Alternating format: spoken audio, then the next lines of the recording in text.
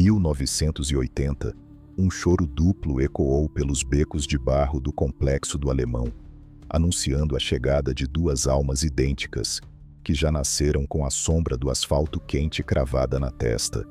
Eles dividiam o mesmo rosto, o mesmo sangue, e dividiriam o comando absoluto de um império vermelho-sangue que faria a cidade inteira perder o sono. Enquanto os meninos da idade deles sonhavam com o Maracanã, Humberto e Roberto sonhavam com o brilho gelado das peças de metal negro que cuspiam fogo a cada toque no gatilho. Eram duas metades de uma mesma maldição implacável, uma engrenagem dupla e letal que rodava no coração do submundo sem engasgar.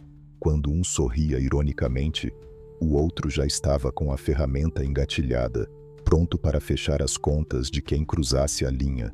Com um olhar duplicado e frieza de gelar os ossos, o pesadelo ganhou sua marca, e aquelas crianças de pés descalços logo fariam as autoridades suarem frio, só de ouvirem o apelido maldito que carregariam até o fim.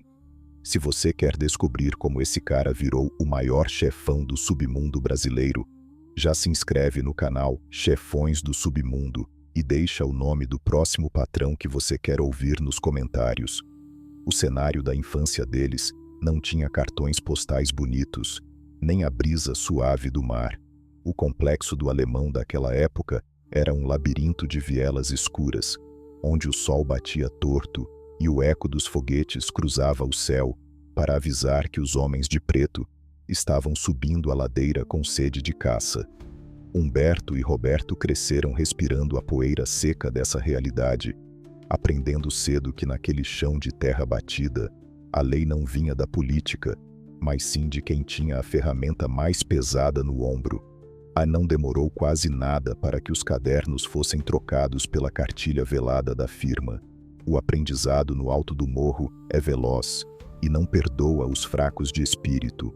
Ou você aprende rápido a ler os sinais invisíveis da rua, ou faz uma viagem sem volta antes mesmo de completar 15 primaveras. Para a dupla inseparável, a sala de aula diária foi a própria contenção armada nos becos. Eles começaram do zero, varrendo a rua, como quase todo mundo que decide assinar a carteira de trabalho invisível da facção carioca. Eram as pequenas antenas atentas do morro, os garotos ágeis encarregados de acender a luz no céu, quando os camburões pesados começavam a roncar no asfalto lá embaixo. Um rojão cortava as nuvens, e o morro inteiro entendia a mensagem de alerta. A sintonia fina e quase telepática entre os dois irmãos era algo que assustava os gerentes antigos da organização. Humberto ficava na ponta da linha, com os olhos fixos na entrada principal. Roberto, posicionado estrategicamente no ponto mais alto da laje, recebia o sinal e repassava o aviso pelo rádio. Trabalhavam em silêncio absoluto e assustadoramente focado. Um silêncio metálico, altamente calculado, típico de quem compreendia perfeitamente que, nos corredores estreitos da firma, quem fala demais acaba engolindo terra muito mais cedo. A extrema eficiência da dupla não passou batida pelos verdadeiros donos da praça. Logo, soltar foguetes ficou pequeno demais para a ambição gigante que corria nas veias daqueles moleques de olhar penetrante. A promoção para o nível operacional veio rápida. Saíram das lajes empoeiradas da vigilância e desceram direto para as tendas movimentadas, onde a neve tropical e as folhas secas prensadas mudavam de mãos como água gelada em dia de calor infernal. Roberto, em especial, tinha uma matemática afiada na cabeça. Ele sabia exatamente quanto material entrava no turno de madrugada, quanto saía de manhã, e sabia farejar de longe quem tentava desviar 1 centavo do caixa da firma. Quando as contas não batiam no caderninho, o irmão não chamava o devedor para uma conversa amigável. A política de cobrança de Roberto era crua, direta e letal. Mandar pro saco, sem cerimônias ou segundas chances. Uma regra de sobrevivência básica começou a ecoar silenciosamente por todo o Alemão. Nunca, em hipótese alguma, tente passar a perna nos gêmeos. Se a dívida ficasse alta demais, ou se algum soldado menor ousasse sussurrar informações para o lado errado do muro, Roberto apenas balançava a cabeça negativamente para Humberto. Era a sentença definitiva sendo carimbada sem juiz nem júri. No dia seguinte, de forma infalível, o devedor vacilão não via o sol nascer no horizonte. Tinha ido dormir para sempre em algum buraco escondido na mata fechada. Ninguém perguntava sobre o paradeiro do sumido. Ninguém chorava alto nas calçadas, porque todo mundo sabia instintivamente que o luto na favela precisa ser mudo. A frieza glacial de Roberto em assinar essas ordens de despejo permanente era aterrorizante, até para veteranos. Enviar um indivíduo para o além era, na mente dele, apenas parte da rotina de contabilidade, um ajuste frio de estoque da biqueira, aí uma forma bruta e necessária de manter a engrenagem do morro girando sem defeitos. Foi nesse ritmo alucinante que o reinado de terror começou a ser desenhado no chão. Eles operavam juntos como uma máquina de precisão cirúrgica, no meio de um caos urbano incontrolável. Humberto era a presença física opressora, o músculo altamente tenso que desfilava pelos labirintos, com uma verdadeira máquina de costura cravada a tiracolo, lançando aquele olhar pesado que fazia a espinha da concorrência local congelar. Roberto representava o cérebro sombrio e calculista, o autêntico maestro de olhar sem vida que regia toda a orquestra lá do topo. Quando Roberto apontava o dedo na direção de um desafeto qualquer, Humberto engatilhava sem perguntar o motivo e fazia o alvo viajar de uma vez só, despachando o problema em uma fração minúscula de segundos. E essa dinâmica sangrenta virou folclore sombrio nos botecos.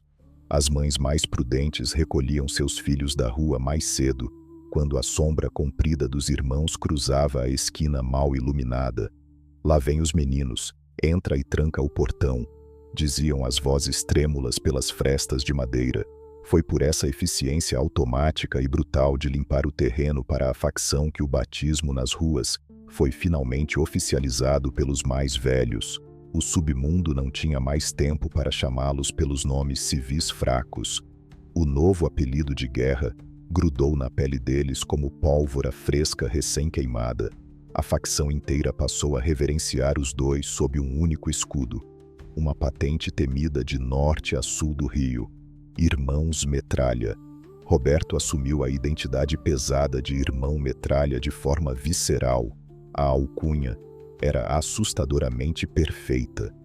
A metralha por causa do som repetitivo, seco e inconfundível que as pesadas ferramentas de ferro faziam sempre que eles decidiam dar um jeito definitivo em quem ousasse embaçar os negócios. E irmão, porque a lealdade inquebrável, quase cega, entre os dois gêmeos, era o alicerce mais forte, puro e indestrutível de todo o complexo. Eles respiravam o mesmo ar viciado e, juntos, cuspiam o mesmo fogo incandescente que pavimentava seus caminhos para o estrelato dentro da organização criminosa.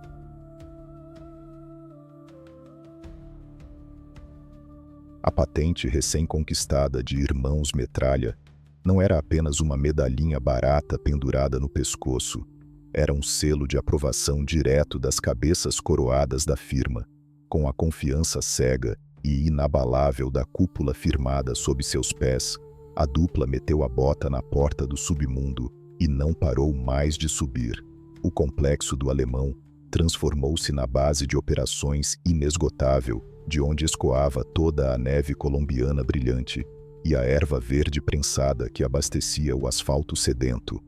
Roberto, usando seu raciocínio gélido de contador forjado no inferno, viu rapidamente que a guerra diária não podia ser vencida apenas trocando chumbo miúdo com a concorrência nas vielas. Era preciso organizar a logística pesada, estruturar as rotas invisíveis, mapear os horários cegos da fiscalização e fazer os caixas do morro transbordarem de forma obscena. Aí quem tem a moeda forte no bolso dita a cadência da música, e a música fúnebre que os irmãos queriam tocar exigia baús abarrotados e muita ferramenta longa e escura espalhada pelas lajes. Queriam o morro como uma fortaleza impenetrável, Um cofre blindado, onde as leis do asfalto morriam antes da cancela. As tendas do alemão começaram a operar em um ritmo frenético, quase industrial, inteiramente sob a batuta invisível de Roberto. Ele instituiu regras operacionais severas que fariam inveja a qualquer executivo sentado em um escritório de vidro na Zona Sul. Os horários rígidos dos turnos de venda, as complexas rotas de escape táticas, os pontos de recolha de dinheiro vivo, o rodízio constante dos radinhos, tudo foi meticulosamente planilhado na mente do patrão. Humberto comandava a linha de frente, e garantindo que o maquinário de defesa estivesse lubrificado e engatilhado, pronto para cuspir faísca.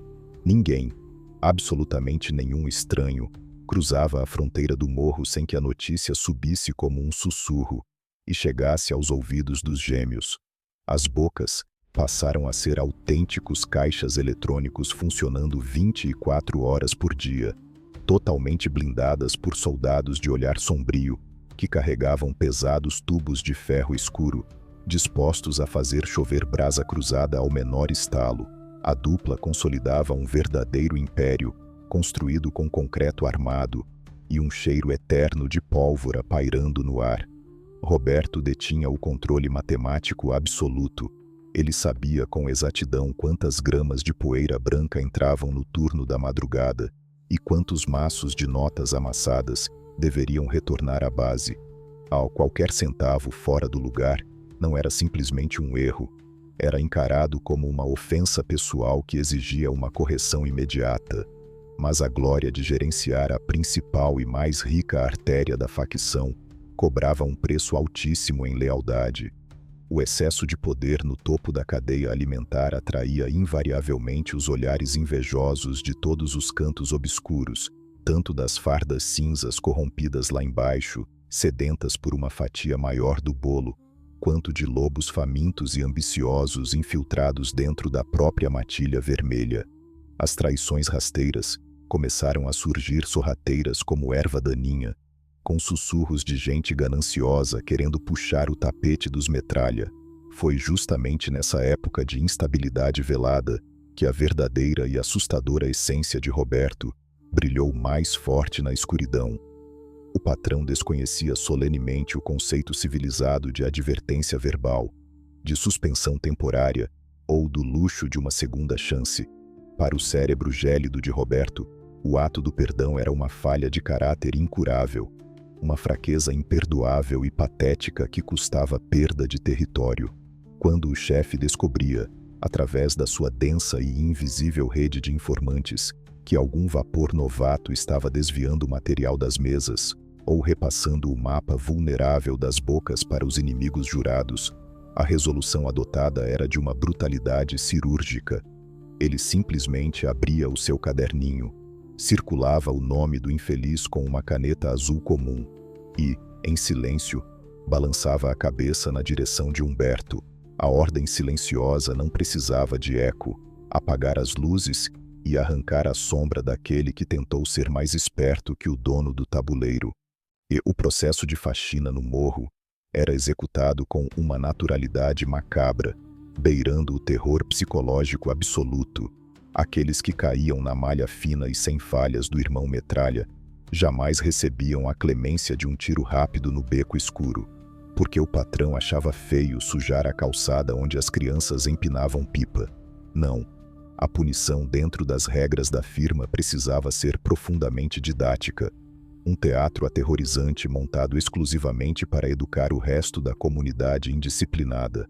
Os devedores crônicos e os traidores desmascarados eram arrancados bruscamente de suas camas, no meio da madrugada fria, e conduzidos a pé para os fundões da mata fechada, a parte mais alta e deserta da pedreira. Um lugar onde o chão de terra já estava há anos saturado de histórias mal contadas e sussurros perdidos no vento. Lá no cume silencioso, e o indivíduo recebia uma passagem amarga e só de ida para o saco, muitas vezes sendo gentilmente convidado a conhecer o calor insuportável e derretido do micro-ondas, feito com pneus carecas empilhados.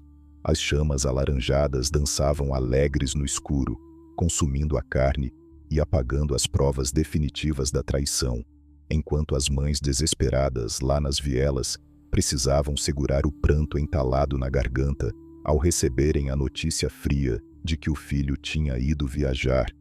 O moleque subiu pro morro correndo e não desceu mais, comentavam em tom inaudível as vizinhas, varrendo a calçada, sabendo perfeitamente que quem assinou e carimbou o passaporte daquela viagem eterna tinha sido a mão gélida e calculadora de Roberto.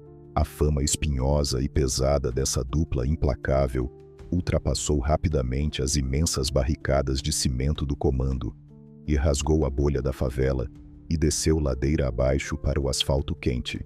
Chegou aos ouvidos daqueles que vestiam farda, até mesmo a tropa de elite, os temidos homens de preto com a caveira cravada no peito, começaram a sentir o suor frio acumulando nas palmas das mãos, sempre que o rádio chamava para uma incursão não planejada nas ladeiras infernais do Alemão. Tentar invadir o território fortificado dos Metralha significava bater de frente contra um verdadeiro exército particular incansável, treinado para não ceder um único centímetro sob fogo cerrado. A arquitetura de contenção armada por Roberto era uma autêntica obra-prima da guerra urbana. Ele posicionou ninhos de atiradores em caixas d'água e lajes impossíveis de serem avistadas de baixo, e armou dezenas de bondes móveis que patrulhavam ferozmente os acessos principais, e garantiu que cada viela torta fosse transformada numa verdadeira arapuca mortal.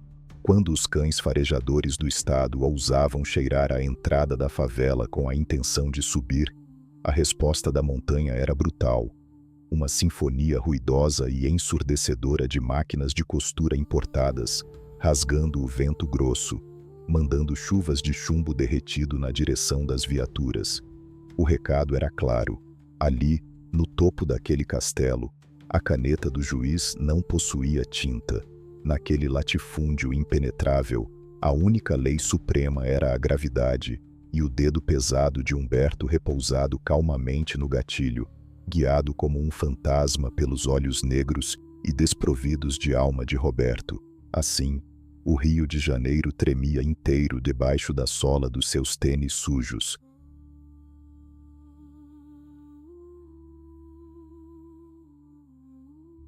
Agosto de 2004. O inverno no Rio de Janeiro costuma ser brando, mas o vento que cortava as vielas do complexo do Alemão naquela noite carregava um frio metálico, um prenúncio sombrio de que o roteiro da firma estava prestes a sofrer um rasgo profundo. Os irmãos Metralha estavam no auge, sentados no topo do morro como reis intocáveis de um império, construído com pólvora e suor. O silêncio na favela era pesado, daquele tipo que faz o cachorro vira-lata encolher o rabo e se esconder debaixo da escada. Não era paz, era a calmaria asfixiante que sempre antecede o desespero absoluto. Nas lajes mais altas, os sentinelas esfregavam os olhos pesados de sono, abraçados às suas ferramentas de ferro longo, vigiando a fronteira invisível entre o asfalto iluminado e a escuridão do labirinto de tijolos aparentes. Mas nem toda a vigilância do mundo consegue parar uma tempestade quando ela decide que é hora de lavar a terra. Lá embaixo, o asfalto tremeu. Não foi um barulho qualquer, foi o ronco gutural e ameaçador dos motores pesados cortando a madrugada. A tropa da caveira, os homens de preto que carregavam o emblema assustador estampado no peito, decidiu subir o morro sem bater na porta. Eles não vieram para negociar, não vieram para prender meia dúzia de vapores desavisados. Vieram com sangue nos olhos, trazendo seus cães cuspidores de fogo para uma caçada de alto calibre. O alerta no morro até tentou subir. Um foguete solitário rasgou o céu escuro, mas já era tarde demais.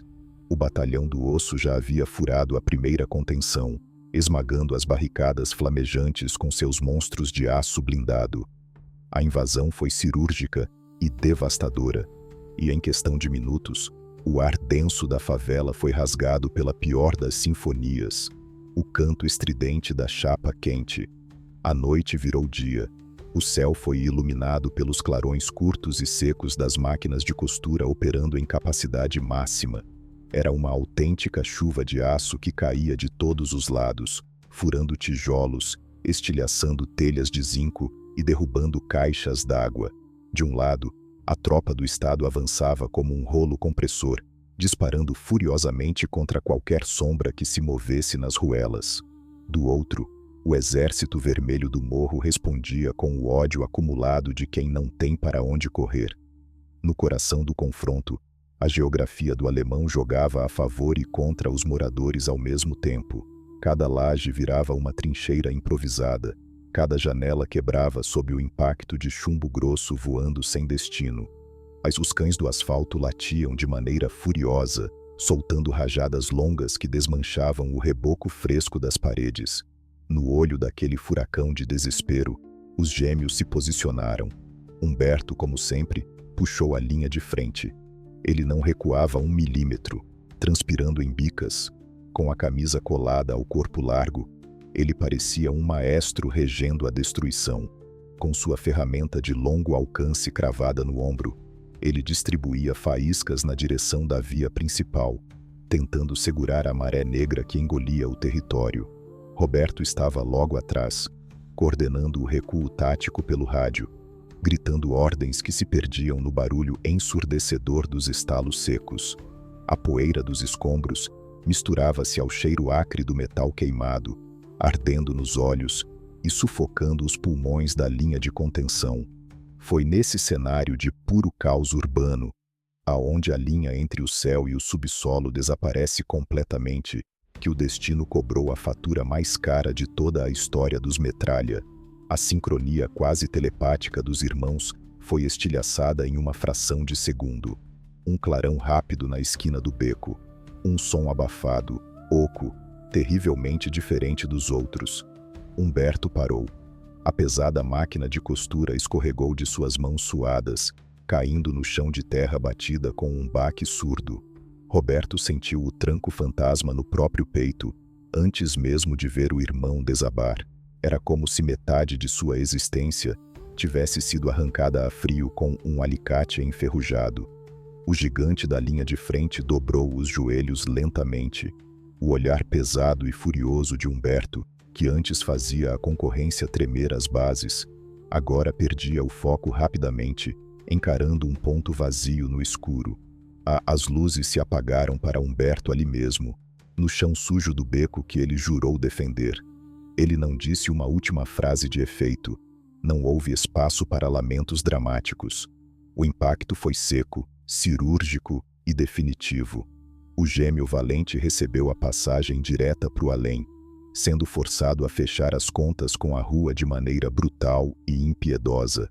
Foi colocado para dormir eterno pela farda preta. Roberto, o calculista frio, o gestor das planilhas sombrias da firma, viu o próprio reflexo no espelho deitar de bruços, imóvel. Pela primeira vez na vida, o cérebro afiado do morro entrou em colapso total. O mundo ao seu redor ficou mergulhado em uma lerdeza surreal. O som da chuva de aço foi engolido pelo zumbido ensurdecedor da perda absoluta. A metade física da lenda havia acabado de viajar de uma vez só, aí deixando para trás um vácuo de ódio puro que jamais aceitaria preenchimento. A desorientação durou apenas o tempo exato para a tropa da caveira fechar o cerco final. Roberto não teve a chance de abraçar o corpo do irmão, nem a oportunidade de esvaziar seu carregador numa corrida cega contra a parede de escudos balísticos que avançava. Antes que pudesse processar o abismo negro que rasgou sua espinha, mãos blindadas e pesadas o agarraram pelo colarinho desbotado. O aço gelado das algemas estalou em seus pulsos com um clique seco, carimbando seu passaporte daquela madrugada.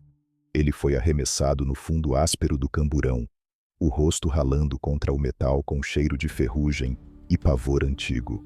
Através da pequena grade do blindado, as luzes vermelhas e azuis giravam descontroladamente, pintando o luto do morro em cores fortes.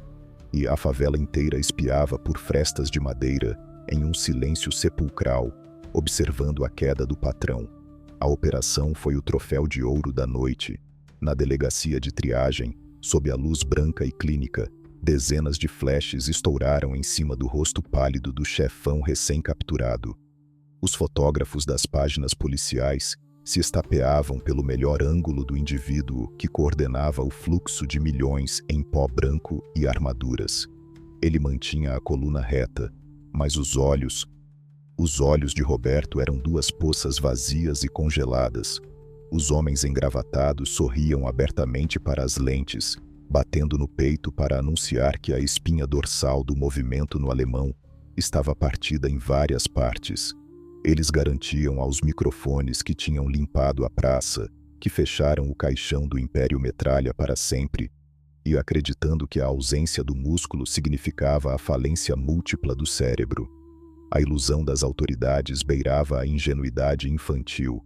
Os donos do asfalto não compreendiam a anatomia de um predador de elite.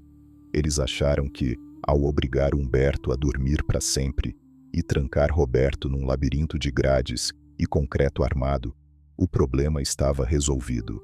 Mas ao cortar a ligação física do patrão com as ruas, ao arrancar dele a única pessoa no mundo pela qual nutria lealdade, o Estado apenas extirpou o restinho de humanidade que ainda morava lá dentro.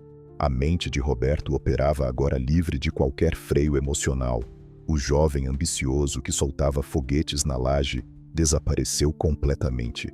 O que desceu do camburão e caminhou arrastando as correntes em direção à jaula era uma máquina fria de calcular catástrofes. Aí o sistema carcerário seria a sua universidade particular, o escritório perfeito de onde o irmão Metralha, agora sozinho e infinitamente mais letal, faria a capital inteira sangrar pelos muros grossos da prisão. Bangu 1. O cofre de concreto armado impenetrável erguido no meio do deserto escaldante da zona oeste. A famosa tranca máxima, quando as portas pesadas de ferro rangeram e se fecharam nas costas de Roberto, o Estado engravatado soltou um longo suspiro de alívio. Os homens de terno lá nos palácios de vidro levantaram taças, crentes de que tinham finalmente enterrado vivo o problema. Eles queriam que o silêncio esmagador das paredes grossas o fizesse enlouquecer, isolado do asfalto, privado do sol e esquecido pelos seus iguais. Mas o sistema prisional, na sua infinita hipocrisia, não passava de uma universidade de pós-graduação para os arquitetos do caos, para um cérebro que sempre operou como uma engrenagem matemática desprovida de afeto. Aquele isolamento absoluto não representava o fim da linha. Aribangu 1 era apenas o novo escritório corporativo, a matriz silenciosa de onde o império seria redesenhado. Lá dentro, sem o peso constante do sol rachando na nuca e sem a necessidade de correr das botas pesadas da polícia, Roberto desfrutava do luxo supremo do submundo, tempo livre e ininterrupto para maquinar cada detalhe do futuro sombrio de suas praças de negócio. O luto profundo pela ausência física de Humberto havia secado completamente nas veias de Roberto, transformando-se em um combustível negro e incessante que mantinha seu motor interno girando em alta rotação. Cada passo que ele dava dentro da cela ecoava no piso áspero, um lembrete cruel de que agora o trabalho operacional era inteiramente solo, mas a ambição para expandir os limites da firma seria dobrada. Aí o ambiente da jaula era meticulosamente desenhado para quebrar qualquer espírito livre. O cheiro nauseante e constante de mofo, a comida intragável jogada por debaixo da porta, o zumbido perturbador da ventilação precária e os holofotes brancos que transformavam a madrugada num dia infinito e alucinógeno. Qualquer gerente mediano perderia o juízo no primeiro semestre, mas o irmão Metralha absorveu a atmosfera asfixiante e a usou como armadura mental. Ele passava horas a fio sentado no chão gelado, de pernas cruzadas, os olhos fixos na parede vazia e esburacada. Ele planilhava o complexo do alemão inteiramente de memória. Ele desenhava mentalmente cada viela curva, cada ponto de contenção estratégica, cada rota de fuga labiríntica e cada tenda de distribuição de neve tropical. A falta do rádio parecia uma barreira gigante, a mais para quem nasceu decifrando os sinais invisíveis do morro. O presídio era só um desafio técnico. Foi aí que a genialidade sombria do patrão encontrou o veículo de comunicação perfeito, na mais antiga tradição carcerária. Como um maestro intocável isolado no topo de uma torre fortificada, ele começou a tecer sua teia invisível pelo estado afora, usando as famosas pipas, as conhecidas cartas de amor da facção. Tratava-se de pedaços rasgados e minúsculos de papel higiênico, finos e amassados, onde instruções táticas complexas eram escritas com uma caligrafia do tamanho de formigas operárias. Esses rolinhos milimétricos eram despachados em cápsulas minúsculas, escondidas meticulosamente nos forros de blusas, nas solas gastas de sapato dos advogados mensageiros, ou em lugares muito mais íntimos durante os parcos dias de visitação familiar. Há nesses bilhetinhos amarelados e sujos que a segurança estatal deixava cruzar os portões, em troca das moedas certas. Roberto ditava o ritmo acelerado das vielas.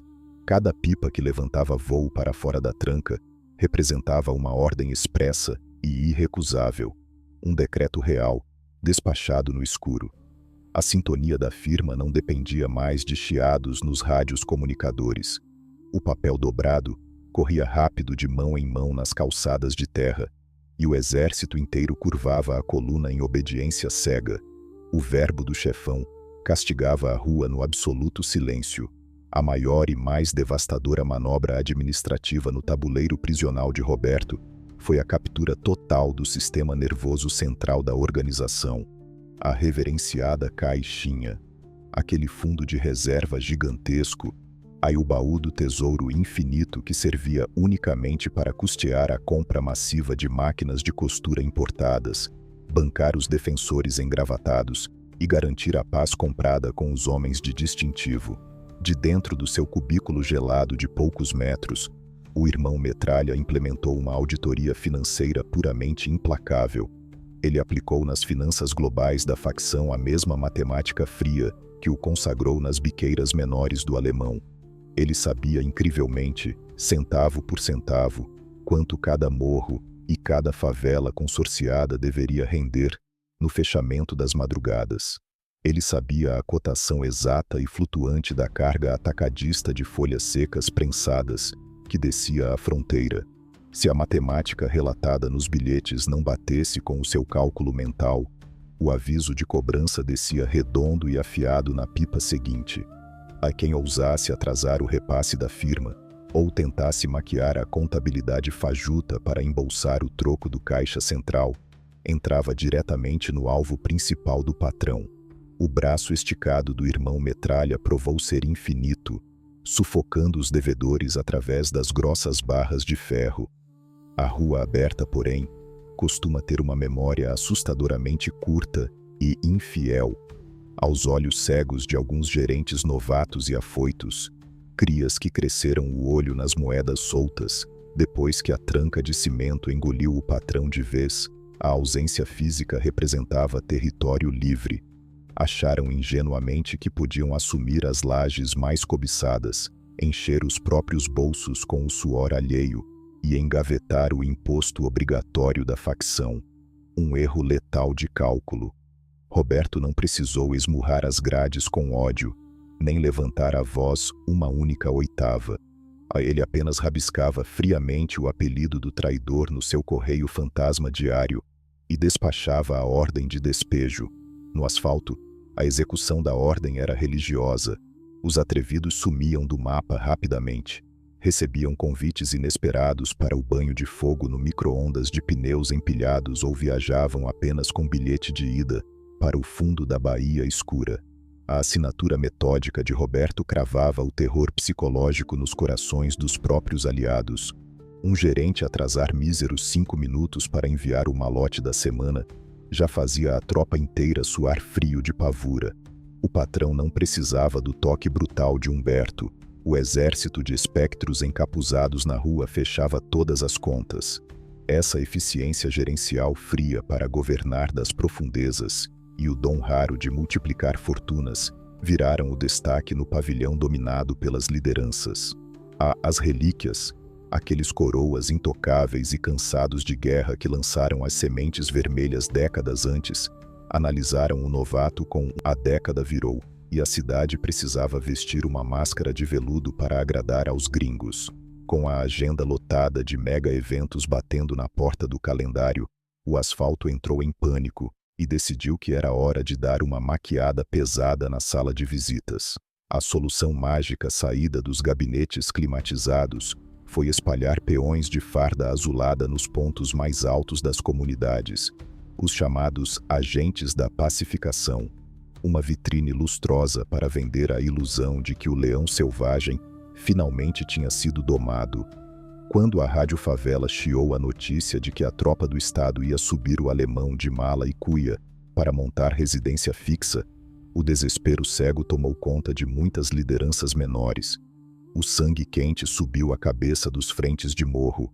Eles queriam engrossar o coro, mandar a contenção entoar aquelas canções ruidosas e flamejantes contra os caveirões blindados, bater de frente e derramar vermelho pelas escadarias, até que a última cápsula estourasse.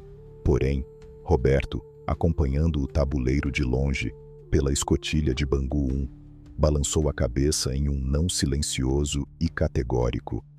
Bater de frente com uma máquina de propaganda bilionária naquele exato instante seria assinar um atestado de burrice crônica.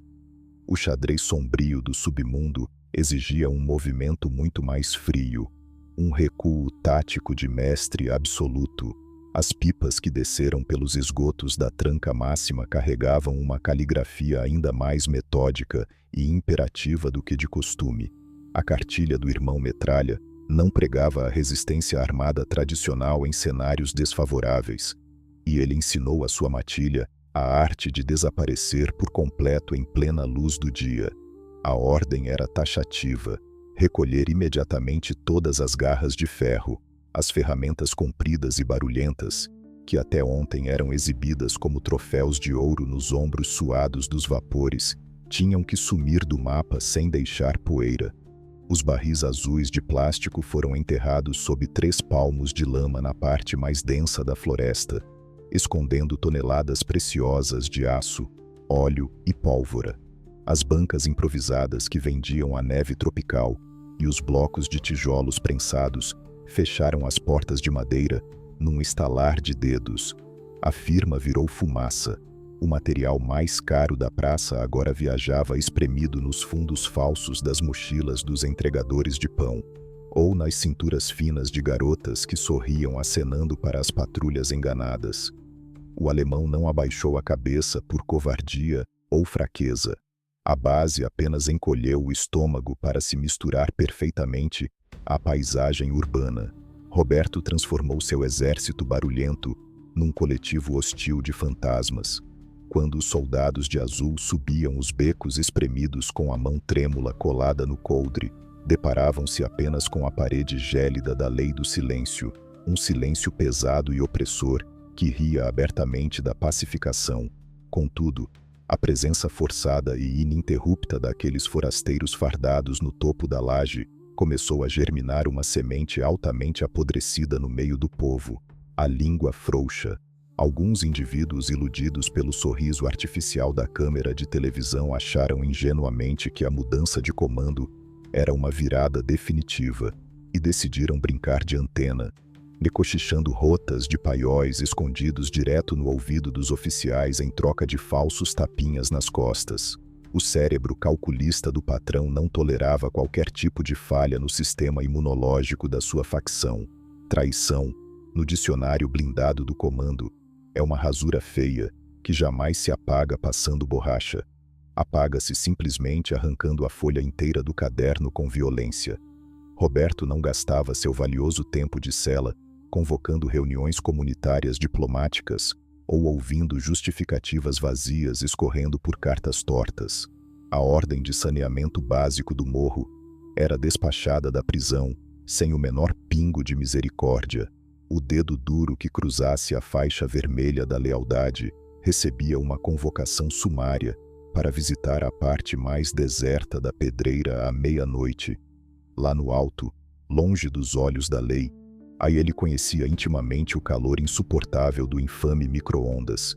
O indivíduo era duramente amarrado, amordaçado com pano sujo e enfiado no centro de uma montanha de borracha redonda, sendo regado fartamente com o néctar negro dos postos de gasolina. Um único fósforo de madeira riscado na pedra fria, e o vacilão viajava de uma vez só, virando rapidamente poeira e fumaça tóxica no horizonte. Fazer a cama de pneu e dormir para sempre era a vitrine didática de Roberto para manter as cordas vocais de toda a favela hermeticamente travadas pelo pavor, enquanto a televisão narrava de forma ufanista os contos de fadas coloridos sobre o grande sucesso do projeto comunitário, e os engravatados desfilavam acenando dentro do novo teleférico de lata. A realidade nua, crua e rasgada esmagava o psicológico da tropa pacificadora. O arame farpado invisível do comando continuava apertando a jugular da comunidade com uma força ainda mais sufocante do que antes. Os recrutas de farda azulada, encastelados de forma precária em contêineres de chapa quente no ponto mais alto do morro, logo perceberam a amarga ironia do destino. Eram verdadeiros reféns dentro de um território estritamente estrangeiro. Eles viraram meros espantalhos da lei, com distintivos frouxos pendurados, plantados no meio de um labirinto infinito, onde absolutamente tudo e todos respiravam as diretrizes da firma. O terror mental era palpável nas ladeiras e incrivelmente destrutivo para a mente dos praças. O policial sentinela não conseguia sequer descer a ladeira esburacada para comprar um pastel frio na birosca da esquina, sem que dezenas de olhares invisíveis o escaneassem do alto dos telhados, aí enviando as coordenadas precisas da sua nuca desprotegida para a contenção sanguinária do patrão. Um assobio fino de pipa cruzando as nuvens da tarde já fazia o novato fardado rastejar de bruços no chão molhado de puro pânico, engolindo seco, à espera ansiosa do chumbo grosso que raramente vinha, mas cuja promessa pesada estava eternamente pairando na névoa úmida do inverno. O irmão Metralha inverteu de forma magistral e diabólica a mesa do tabuleiro urbano. O suposto guardião do asfalto que vendia paz virou rapidamente o prisioneiro mais vigiado do morro, um refém consumido pelo próprio pavor absoluto das sombras que brincavam ao redor da sua cabine.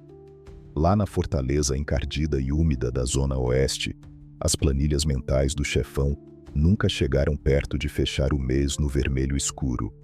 Mesmo com aquelas dezenas de formigas de azul rodando as vielas 24 horas ininterruptas, sem parar para respirar, a caixinha principal não cessou de inchar de forma monstruosa. O talento natural de Roberto para a engenharia da logística avançada fez com que a linha de distribuição atacadista operasse de maneira assustadoramente aprimorada, lapidada pelas dificuldades. Ele mapeou com perfeição os pontos cegos das câmeras e viaturas, engordou o contra-cheque clandestino das peças corruptíveis, enfiadas dentro do próprio batalhão inimigo, e calibrou as balanças de propina com precisão milimétrica para garantir que as grandes cargas pesadas chegassem totalmente intactas aos porões mais fundos do complexo. A década virou, e a fantasia do asfalto derreteu com as chuvas fortes. Os anos 20 chegaram rasgando a cortina de paz. Os contêineres azuis da pacificação não passavam de latas de sardinha enferrujadas e abandonadas nas lajes. A verba do Estado secou, a mídia internacional procurou outro palco, e o governo, no seu costume covarde, arrumou as malas e fugiu de fininho. No silêncio calculista do seu escritório de concreto em Bangu 1, Roberto observava a maquiagem da cidade escorrer pelo ralo. Ele sabia, com precisão matemática, que o relógio girou a seu favor. A ordem de hibernação tinha expirado com sucesso. Era a hora de desenterrar os barris azuis e devolver o pesadelo às ruas. As pipas que saíam escondidas da tranca máxima deixaram de pedir cautela tática. E a nova caligrafia do irmão Metralha exigia barulho absurdo e faísca cruzando o céu. O complexo do Alemão acordou de sua paciente noite de disfarces. Nas madrugadas sem lua, o som das pás rasgando a terra ecoava nas matas fechadas. As pesadas máquinas de costura importadas, ferramentas longas que cospem brasas e famintas por trabalho duro, voltaram a desfilar majestosamente nos ombros dos soldados, o material farto, a montanha de neve cristalina e os tijolos de folhas secas prensadas, transbordava novamente nas mesas gastas das tendas. O morro já não pertencia aos que usavam distintivo. Vigas de concreto e muralhas de pneus voltaram a bloquear as veias de acesso. Quem tentasse forçar a subida de viatura sem o aval carimbado da firma, depararia de frente com uma muralha intransponível de chumbo grosso. Mas retomar o próprio quintal histórico não era suficiente para saciar a sede de um arquiteto gélido que passou anos desenhando o domínio integral no escuro. O mapa mental de Roberto exigia uma expansão territorial bruta. O tabuleiro do rio inteiro precisava urgentemente ser banhado em um oceano vermelho sangue. O primeiro grande alvo eram aqueles caras orgulhosos que levantavam 3 dedos para o ar em afronta, os rivais históricos que tentavam morder as rotas comerciais. A diretriz despachada da cela solitária era direta. Não havia espaço para negociação ou covardia. A ordem expressa do irmão Metralha era varrer a concorrência do mapa urbano. Quando a vasta tropa da firma descia as ladeiras para invadir os quintais alheios, parecia que as portas do inferno tinham arrebentado as dobradiças de fogo. Aí as madrugadas cariocas na década de 20 transformaram-se rapidamente num teatro de horrores brutal, que as emissoras de televisão evitavam transmitir. O bonde do Metralha atravessava as avenidas em comboios colossais, veículos escuros sem placa, carregados com caçadores noturnos mascarados. Eles desembarcavam nos territórios inimigos, rasgando o silêncio frágil da noite, com uma chuva de metal ensurdecedora. Os soldados vacilantes que insistiam em levantar os 3 dedos recebiam rapidamente um passaporte carimbado, forçados a viajar de uma vez só. Roberto odiava perder tempo fazendo prisioneiros. Ele queria que o chão das lajes rivais fosse varrido e cimentado com respeito nascido do pavor. A mensagem radiofônica era cristalina: ou o sujeito engolia o orgulho, mudava de bandeira e rasgava a camisa antiga, ou a mãe dele teria o desprazer inominável de fechar o caixão com a tampa lacrada para evitar o choque visual. Contudo, o apetite bélico do chefão encarcerado não reconhecia limites. O segundo grande câncer que Roberto decidiu extirpar da cidade eram os abomináveis falsos xerifes, aqueles sujeitos covardes, com velhos coturnos que penduravam distintivos no peito para cobrar taxas absurdas de segurança, até pelo botijão de gás e pela lotação da van. Para o comando, os milicianos não passavam de vermes aproveitadores que usavam as ferramentas do Estado de dia e oprimiam os favelados à noite. A autorização para enviar caravanas da sombra diretamente para a Zona Oeste foi a manobra mais agressiva de sua gestão na segurança máxima. O irmão Metralha abriu o cofre bilionário da caixinha, despejando rios de dinheiro para financiar a aquisição de arsenais assustadores, dignos de cenários de terror bélico, carregamentos de lunetas de aproximação, drones e maquinários para furar blindagens caíram nas mãos dos gerentes mais experientes da firma. Quando os bondes pesados do Alemão invadiram os bairros dominados pelos falsos xerifes, o solavanco da guerra fez os copos tremerem nas mesas. Essa ofensiva era uma implacável campanha de aniquilação comercial. Os donos da taxa de proteção acharam estupidamente que conseguiriam segurar a maré acionando o rádio para contatos nos batalhões, mas foram atropelados por um rolo compressor de insanidade vermelha. Os encapuzados enviados pelo Metralha quebravam portões sem cerimônia. Aquele que estivesse com bota preta e prancheta de extorsão na mão era instantaneamente colocado para dormir eterno nas calçadas frias, largados sob os postes para servirem de macabros outdoors. O recado de Roberto era entregue em mãos, violentamente embrulhado em chumbo derretido. O estado do Rio de Janeiro entrou num processo de sufocamento sob a cortina de fumaça dessa expansão territorial desenfreada. Os engravatados nos palácios de vidro passavam a madrugada em claro, afogando-se em café enquanto observavam manchas avermelhadas consumirem o mapa de segurança. A cada mísera semana, uma localidade era absorvida pelo monstro. A cada novo amanhecer, pacotes silenciosos eram encontrados no porta-malas de carros incendiados debaixo de viadutos escuros. A cada evento pontual, era a assinatura de que as contas daquele bairro haviam sido fechadas pelo Tribunal Invisível, presidido por Bangu 1.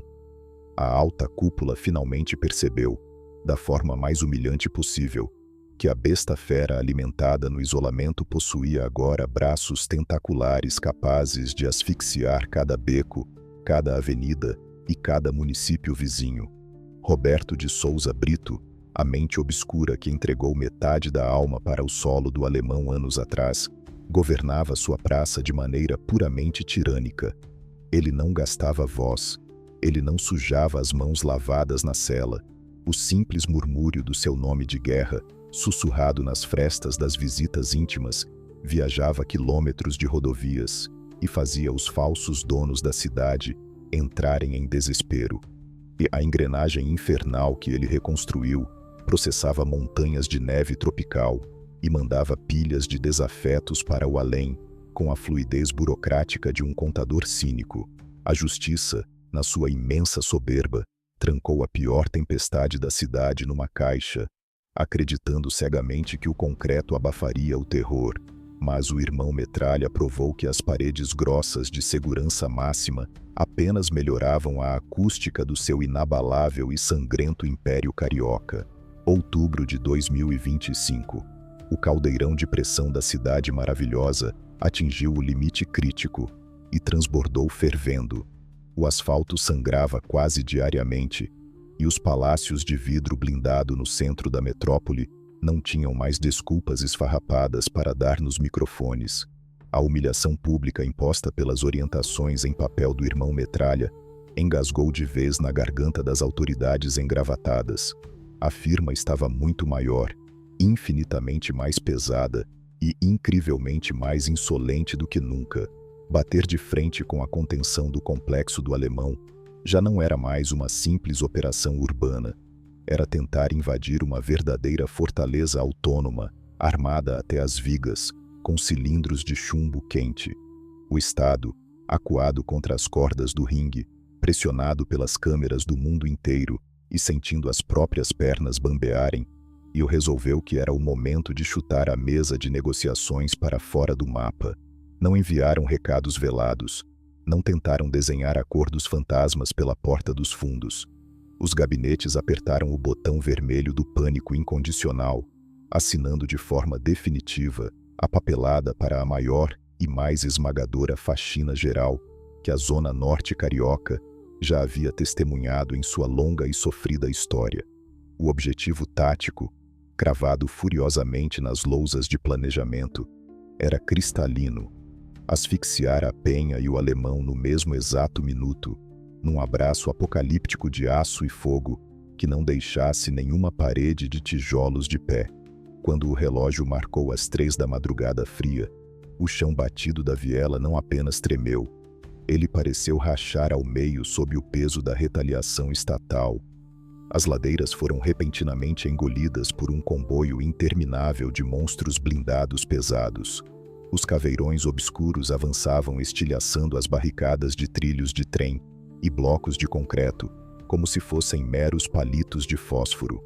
Mas o verdadeiro rosto do desespero desceu diretamente do escuro.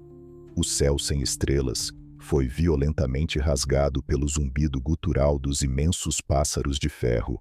Os helicópteros sombrios, pairando ameaçadoramente sobre o oceano de lajes, desceram as nuvens já cuspindo faíscas gigantescas na vertical. Eles iluminavam o labirinto de telhas de amianto com seus holofotes brancos e entregavam uma tempestade severa de metal grosso que moía a estrutura das casas, furava os reservatórios de água e desintegrava o reboco fresco das paredes. Eu era o apocalipse urbano batendo impiedosamente na porta de madeira compensada da favela. A ordem que desceu pelo fone dos fardados era de uma frieza atroz, carregando a essência do desespero cego. Não havia margem para prender ninguém. Não havia clima para a leitura de cartilhas burocráticas. A instrução suprema era limpar o terreno por completo, apagando as luzes de qualquer sombra agitada que ousasse levantar uma máquina de costura em direção ao céu. Em tudo, o exército sombrio administrado de longe por Roberto não era um bando de garotos amadores dispostos a abraçar o joelho no primeiro estalo mais ruidoso. Sob a batuta fantasma do patrão, as formigas da contenção da firma acionaram o maquinário da resistência em grau máximo. O eco resultante foi uma cacofonia alucinante. Aí um concerto estridente de chumbo e brasas cruzando farpas venenosas em todas as direções do compasso. De dentro das janelas furadas e das caçambas amassadas, a tropa vermelha mandava o troco contundente com a ferocidade de quem já não possui nada a perder. A noite carioca foi riscada pelas luzes incandescentes das ferramentas de cano longo, descarregando pentes estendidos. Aquele teatro assemelhava-se a lendas gringas de campos minados esquecidos no Oriente, mas estava correndo solto a poucos quilômetros das rodovias de turismo. Os vapores de rosto tapado, formados com excelência na doutrina de gelo do irmão Metralha, cuspiam fogo incansável contra as barrigas blindadas das aves de ferro, enquanto artefatos artesanais redondos estouravam em clarões secos nas ruelas estranguladas. Aí o cheiro denso e sufocante de pólvora torrada formou um tapete nublado que cegava o juízo de ambos os lados da moeda. A engrenagem da facção estava provando a resistência de suas engrenagens perante a fúria moedora da máquina estatal. A névoa espessa desse confronto aterrador precisou de intermináveis semanas para abaixar, e quando a contagem matemática das ruas finalmente foi lançada nas pranchetas, o número fez a espinha dorsal da metrópole congelar por inteiro. O complexo amanheceu coberto por uma lona invisível de pavor absoluto. 121 almas ganharam a passagem forçada naquela noite amaldiçoada. 121 CPFs arquivados compulsoriamente, forçados a viajar de uma vez só para as sombras definitivas do esquecimento. Homens forjados na linha de frente do comando, e veteranos de guerra com os cabelos pintados de branco, e meninos magros de canela seca, que ainda sonhavam em vestir as correntes grossas de ouro dos patrões da área. A terra ressecada bebeu tanto vermelho escuro que o cheiro ferroso continuaria impregnado nas sapatilhas das crianças por muito tempo. Os caminhões funerários da capital mal deram conta de empilhar tantas caixas seladas, demonstrando a incapacidade logística de processar uma limpeza de praça de tamanho calibre. Bem longe daquele mar de luto, nas celas de segurança reforçada de Bangu 1, os detalhes vazaram pelos ralos. Ao receber a contabilidade macabra sussurrada pelos mensageiros da tranca, a fisionomia do irmão Metralha manteve-se cravada na mesma expressão de pedra fria. O patrão não desceu uma gota de suor pelos que foram colocados para dormir eterno. Mas na planilha gélida do alto escalão executivo, 121 indivíduos mandados para o saco representavam apenas o custo operacional bruto, o desconto severo necessário para blindar a base do morro, contanto que a malha principal continuasse escoando os tabletes da neve tropical. A corporação vermelha não balançaria a bandeira branca. Lá fora, os camburões desceram as encostas com a lataria mastigada pelos furos e as sirenes roucas. Os figurões que ditam as regras vestiram ternos alinhados e convocaram as câmeras para vender aquela colheita monstruosa de CPFs como o grande cheque-mate da lei sobre a rua. Mostraram longas fileiras de ferramentas estrangeiras apreendidas e montanhas de folhas verdes embaladas a vácuo, enchendo o peito com a arrogância vazia das gravatas de seda. No entanto, por trás daquelas portas fechadas e sem os microfones, a atmosfera real era de um fracasso intelectual humilhante. Os estrategistas mascarados olhavam os organogramas rabiscados na lousa e engoliam o próprio orgulho rasgado.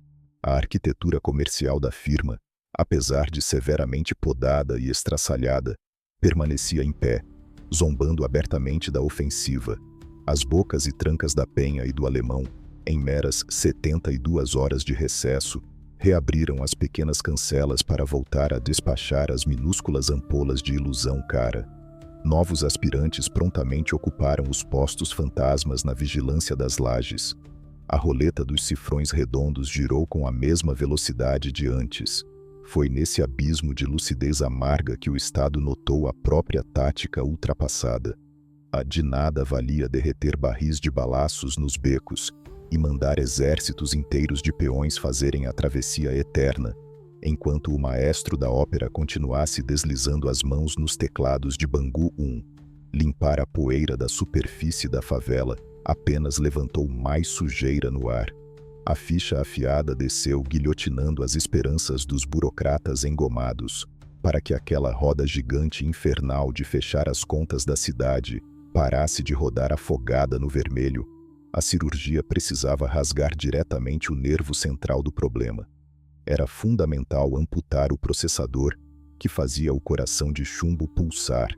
O antigo caixote acinzentado de Bangu já havia perdido o selo de castigo máximo, tornara-se o salão imperial, onde Roberto de Souza Brito esfregava a força intocável do seu reinado na face pálida das autoridades, aguiando multidões através da ponta frágil de uma caneta clandestina. Os papéis circularam na calada das mesas pesadas. O decreto emergencial foi carimbado longe dos radares dos defensores das brechas legais, para trancar a torneira em novembro de 2025. O cheiro de enxofre e asfalto derretido daquela noite apocalíptica ainda assombrava o ar da zona norte carioca, quando a caneta do Estado pesou com a força irreversível de uma bigorna. A ficha macabra finalmente caiu nos corredores atapetados e refrigerados de Brasília e dos palácios de vidro do Rio de Janeiro. Deixar Roberto de Souza Brito desfrutando da hospitalidade das grades do Rio era exatamente o mesmo que entregar as chaves do cofre para o lobo faminto e pedir encarecidamente para ele cuidar das ovelhas gordas.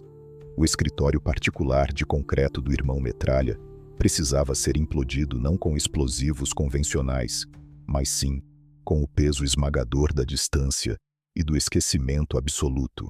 A cúpula engravatada articulou rapidamente a manobra final, um movimento de xadrez desesperado para tentar, mas de uma vez por todas, cortar os fios invisíveis daquela marionete vermelha que controlava a metrópole. O plano desenhado nas mesas de segurança era assinar a passagem de avião mais fria, rigorosa e silenciosa que o sistema punitivo possuía no cardápio. O destino selado, o temido freezer federal, a geladeira de segurança máxima encravada no interior do Paraná, a intransponível penitenciária de Catanduvas, um buraco negro projetado cirurgicamente pelo governo para engolir reis do submundo e cuspir apenas o vácuo da solidão. A madrugada escolhida a dedo para a extração não teve sirenes alucinadas rasgando as avenidas, nem espetáculo de luzes para os repórteres. Foi uma operação puramente fantasma, sorrateira e silenciosa como o rastro de uma serpente rastejando no mármore. A lei não queria dar a menor margem para que a pesada contenção do alemão farejasse o bote e orquestrasse qualquer tipo de resgate pirotécnico pelas rodovias. Homens encapuzados, que não carregavam os próprios nomes cravados nas fardas escuras e empunhavam máquinas de costura importadas prontas para rasgar qualquer imprevisto que surgisse, invadiram velozmente as galerias da tranca máxima fluminense. Roberto não estava sozinho na lista de passageiros VIP daquele voo sombrio para longe de casa. Ele e mais 6 cabeças extremamente coroadas da firma, os verdadeiros donos da caneta pesada que assinava os decretos da facção, foram arrancados à força das suas camas no meio do escuro. Os pulsos cruzados foram acorrentados com ferrolhos grossos de puro aço, e os tornozelos ganharam o abraço frio e limitador do metal travado. O trajeto alucinante até o asfalto fosco da pista de pouso militar foi feito sob uma tensão extrema, mastigando o silêncio, quando a rampa traseira do imenso pássaro de ferro engoliu de vez o bonde dos patrões. O olhar estático de Roberto falou muito mais alto que o próprio ronco das turbinas da aeronave. Ele processou intimamente que aquela era uma verdadeira viagem de apagamento. O cordão umbilical encharcado com a sua cidade maravilhosa estava sendo cortado a machadadas cegas pelas hélices daquele avião. Desembarcar no clima nublado do sul é conhecer o verdadeiro inferno de gelo institucional, muito diferente das prisões estaduais, cheias de brechas onde a montanha de moeda suja sempre comprava colchões macios, jantares luxuosos sob encomenda e a lealdade frouxa dos carcereiros amedrontados. Aí o rigoroso sistema federal era um relógio de ponto incrivelmente surdo. As imponentes catracas de aço de Catanduvas não aceitavam nenhum tipo de suborno ou conversa mole de corredor. O temido irmão Metralha, o brilhante maestro do caos que fazia a capital tremer, apenas rabiscando a própria assinatura em papéis de pão enrolados, foi violentamente jogado numa gaiola minúscula, onde as paredes brancas esmagavam a sanidade a cada batida lenta dos ponteiros. Acabaram as pipas coloridas cruzando o teto, acabaram os telefones camuflados em barras de sabão, acabaram as visitas íntimas e os mensageiros de terno caro carregando ordens de despejo. O protocolo daquele novo abismo era de um sadismo burocrático e calculado, beirando a perfeição absoluta. 22 horas enfiado num caixote pálido, com as luzes ferindo as retinas.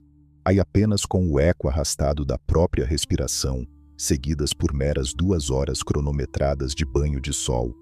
Um banho de sol solitário, dentro de um pátio curto e enjaulado por grades até no teto, onde o céu azul parecia um quadro distante, rasgado em pequenos pedaços quadrados. Não havia contato visual com o vizinho de cela, não havia sintonização de rádio favela, e não havia absolutamente nada do som rítmico da chapa quente estalando ao longe, nas madrugadas cariocas, para nutrir a alma viciada em adrenalina do patrão, para garantir burocraticamente que o cérebro do morro nunca mais visse a cor viva da poeira da Zona Norte. Os engravatados da lei abriram todos os arquivos antigos e somaram matematicamente todas as pesadas faturas pendentes do seu currículo criminal. A calculadora do Estado imprimiu e carimbou um bilhete burocrático sem direito de volta, um acúmulo esmagador de mais de 50 anos de descanso forçado, sob a vigília ininterrupta dos agentes federais, meio século enfiado na tranca, uma aposentadoria de ferro e concreto maciço, trancafiada a 7 chaves, longe do oxigênio inflamável que alimenta os bondes da noite. Para uma mente hiperativa e vulcânica que consumiu a juventude inteira, desenhando tabelas de lucro obscuro e esquematizando a dominação letal de quarteirões inteiros do Rio, a paralisação mental imposta pela geladeira paranaense é uma tortura silenciosa que rasga muito além do peso físico das correntes. E Roberto de Souza Brito precisou adaptar forçosamente o seu cérebro de contador a não calcular e dividir mais as valiosas toneladas de neve tropical, ou mapear as pilhas de tijolos prensados que cruzavam os rios até as mãos dos seus gerentes. O arquiteto das vielas perdeu de vez a sua prancheta. Não existiam mais inimigos declarados para mandar pra vala ou varrer das avenidas, nem lideranças orgulhosas de facções rivais para colocar para dormir eterno e exibir como recado na sarjeta. O isolamento sensorial e extremo é indubitavelmente a ferramenta mais cortante que o sistema punitivo usa com prazer para descamar e moer o orgulho intacto de um verdadeiro líder de massa. Mas o tabuleiro da segurança, com toda a sua vasta tecnologia rastreadora e muralhas de proteção blindada, e continuou cometendo o seu clássico e amador erro de cálculo filosófico.